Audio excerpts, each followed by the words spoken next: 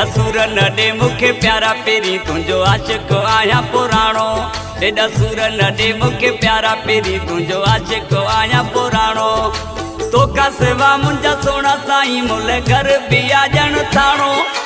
तोखा सिवा मुंजा सोना साईं मुल घर भी आ जण थाणो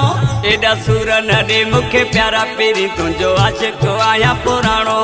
एडा सूर न दे मुखे प्यारा पेरी तुंजो आशिक आया पुराणो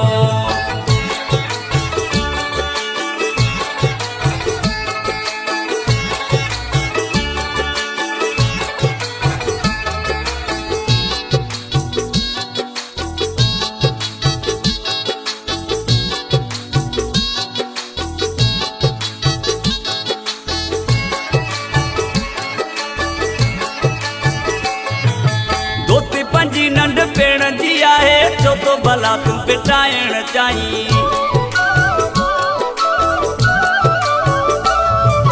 दोस्ती पंजी नंढ भेण जी आहे छो तो भला तू पिटाइण चाहीं हिन रूह मुझे जो तू राणो वापो भी डेली तुंजो मूंसां माणो तोखा सिवा मुंजा सोना साईं मुल घर भी आ जण थाणो एडा सूर न दे मुखे प्यारा पेरी तुंजो आशिक आया पुराणो एडा सूर न दे मुखे प्यारा पेरी तुंजो आशिक आया पुराणो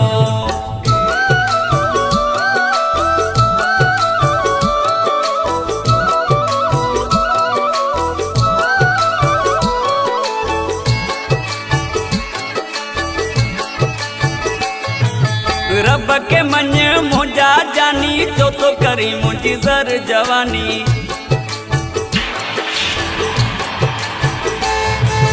रब के मन मुंजा जानी जो तो करी मुंजी जर जवानी होश विञाए न मुंजा सोना कुछ थी तू सियाणो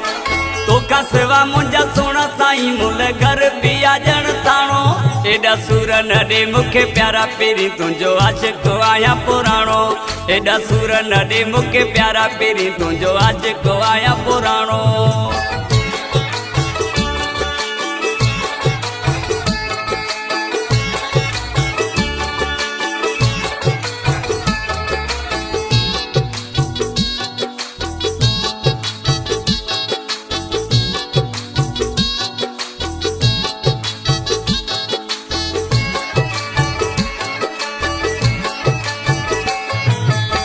दिल गनी से काटवारो आई मुके साह का प्यारो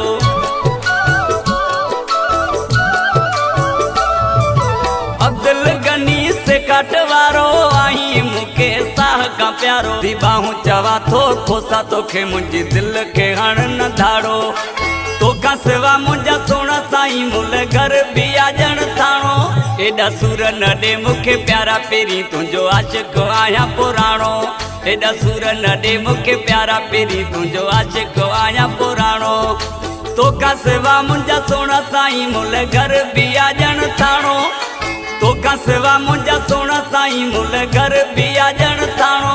एडा सूर न दे मुखे प्यारा पेरी तुंजो आशिक आया पुराणो एडा सूर न दे मुखे प्यारा पेरी तुंजो आशिक आया पुराणो।